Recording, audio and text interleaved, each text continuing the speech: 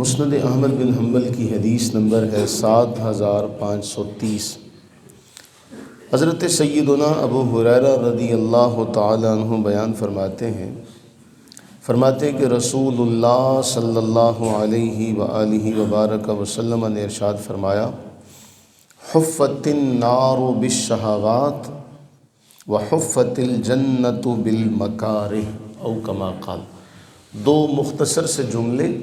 اور جامع ترمذی میں اس کی پھر تفصیل بیان موجود ہے جامع ترمذی کی روایت کے اندر۔ یہاں مختصراً فرمایا اللہ کے نبی سرور عالم صلی اللہ علیہ وسلم نے کہ جنت کو خواہشات سے ڈھانپا گیا ہے اور جہنم کو بھی خواہشات سے ڈھانپا گیا۔ اب اس کی جو تقسیم کی گئی ہے وہ بڑی اہم ہے۔ حفت النار بالشہوات، جہنم کو جو ڈھانپا گیا ہے وہ خواہشات نفس سے ڈھانپا گیا، اور جنت کو جو ڈھانپا گیا وہ انسان کو مشکل والی، مشقت والی، ناگوار چیزوں کے ذریعے سے جنت کو ڈھانپا گیا۔ اب معاملہ کیا ہے؟ صحیح جو مشکات کے اندر جو روایت ہے اس میں تھوڑا سا ایک جملے کا فرق ہے، اس میں حفت کے بجائے حجبت ہے۔ جملہ سمجھیے گا، اللہ کے نبی علیہ السلام فرماتے ہیں جنت ایسی چیزوں سے گھیری گئی جو نفس کو ناگوار ہے۔ جنت ایسی چیزوں سے گھیری گئی جو نفس کو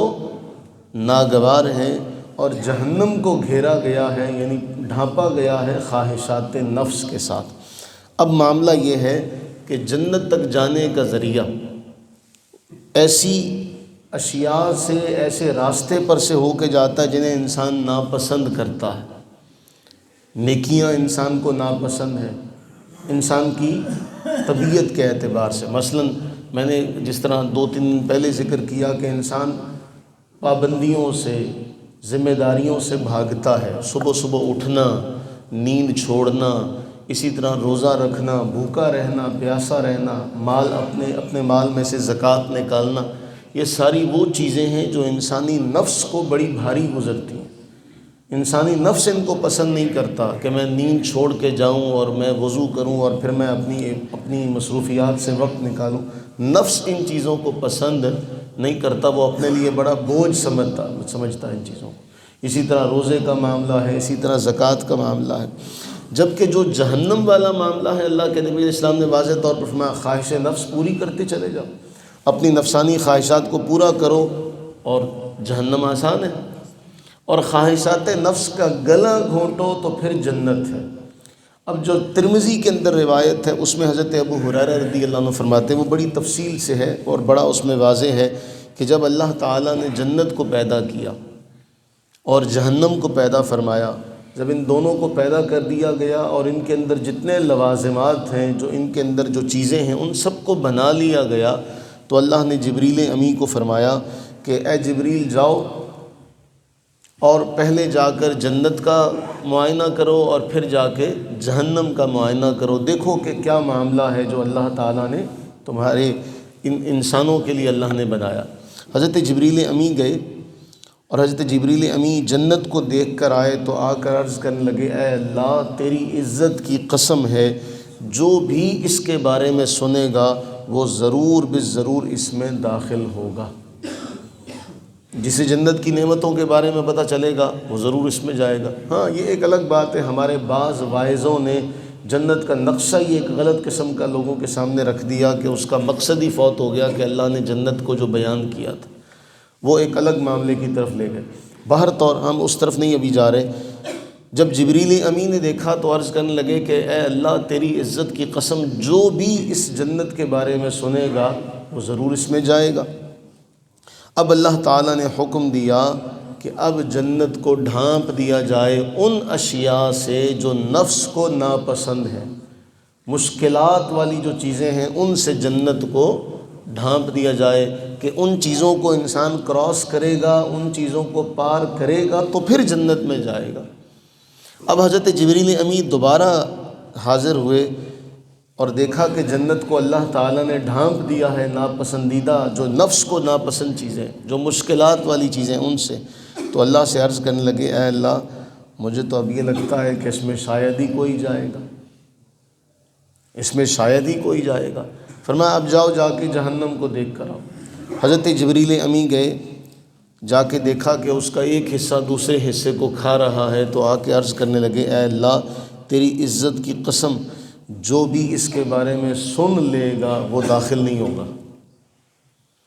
جو بھی سنے گا وہ اس میں داخل نہیں ہوگا، وہ اس میں داخل نہیں ہو سکتا۔ اللہ تعالیٰ نے حکم دیا کہ خواہش نفس کے ساتھ جہنم کو ڈھانپ دیا جائے، دوزخ کو خواہشات نفس کے ساتھ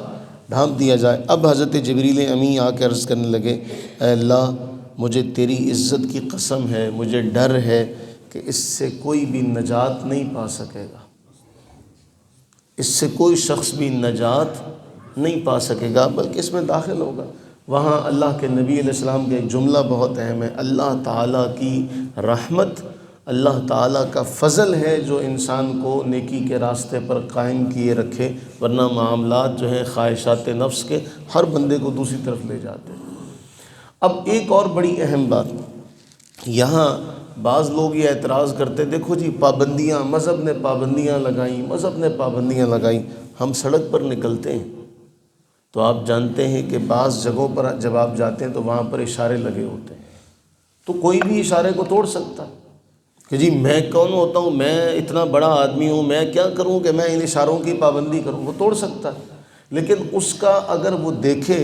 فائدہ دیکھے، پرپس دیکھے کہ ان اشاروں کے لگائے جانے کا مقصد اسی کی فلاح ہے، کہ اگر وہ لال بتی پر رکتا ہے تو اس میں اس کو کسی نے مجبور کر کے اس کی کن پٹی پر گن نہیں رکھی ہوئی کہ تو نے ضرور رکنا ہے، وہ خود سمجھتا ہے کہ، اور وہ یہ نہیں کہتا کہ یہ میرے لیے خام خواہ پابندیاں، گاڑی بھی میری اپنی ہے، پیٹرول بھی میرا اپنا ہے، پیسے بھی میرے اپنے، میں اس لال بتی پر کیوں رکوں؟ کہہ سکتا ہے نا کہ میں نے لاکھوں روپیہ خرچ کیا اپنی گاڑی پر، میں نے پیٹرول اس میں ڈلوایا ہے تو میں اس کا سارا کام کرتا ہوں، یہ لال بتی چھوٹی سی میرے لیے لگا دی گئی، میں کیوں رکوں؟ تو اس کو سارے کہیں گے تو پاگل ہے، کہ یہ لال بتی، یہ ہری بتی، یہ تیرے فائدے کے لیے ہے کہ تو اس پر رکے گا، اگلے نقصان سے بچ جائے گا۔ بلا تشبیہ، بلا تمثیل اللہ تعالیٰ نے بھی انسان کو ایک زندگی گزارنے کا طریقہ مذہب کی صورت میں دیا کہ یہ چیزیں تمہارے لیے درست ہیں، یہ چیزیں تمہارے لیے درست نہیں ہیں۔ اب یہ تو نہیں ہوتا کہ ہر بار بندہ اشارہ توڑے تو اس کا ایکسیڈنٹ ہو جائے، حادثہ تو نہیں ہوتا ہر بار، اور بندہ کہہ لو جی میں تو اتنی بار اشارہ توڑا میرے ساتھ تو کچھ بھی نہیں ہوا، تو بندہ یہ کہے جی میں نے اتنی بار حرام کھایا مجھے تو کچھ نہیں ہوا، میں تو بالکل ٹھیک ٹھاک ہوں، تو اس کا یہ معنی نہیں ہے کہ حرام درست ہے۔ تو اللہ تعالیٰ نے جنت کو ایسی چیزیں جو نفس کو ناپسند ہیں، تو نفس کی خواہشات کو گھونٹتے ہوئے نفس کے اوپر پاؤں رکھ کر انسان جو ہے وہ آگے جا سکتا ہے۔ یہ ہے اللہ تعالیٰ کی بارگاہ میں مقام حاصل کرنے کا سادہ سا ذریعہ، جو انسان کو بظاہر مشکل نظر آتا ہے۔ اور جب انسان نفس کو مارنے کا عادی ہو جائے تو پھر قرآن بیان کرتا ہے کہ ہم نے جنتیوں کے لیے آسان کر دیے جنتیوں والے کام، تو ان کے لیے پھر یہ کام آسان ہو جاتے ہیں۔ دیکھیں جو عادی ہو جائیں ان کے لیے نیند سے اٹھنا کوئی مشکل بات نہیں، وہ جس قدر دیر سے مرضی سوئیں رات کو، صبح فجر کے وقت آنکھ کھلے گی، کیونکہ ان کی یہ عادت بن چکی ہے، ان کا نفس جو ہے انہوں نے اپنے کنٹرول میں کر لیا۔ اس نفس کو مارنا یہ سب سے بڑی کامیابی ہے۔ اللہ سے دعا فرمائیں کہ اللہ تعالیٰ اپنی رحمت کا صدقہ ہمیں جنتیوں میں شامل فرمائے اور ہمارے لیے جنتیوں والے کام آسان فرمائے۔ آمین ثم آمین۔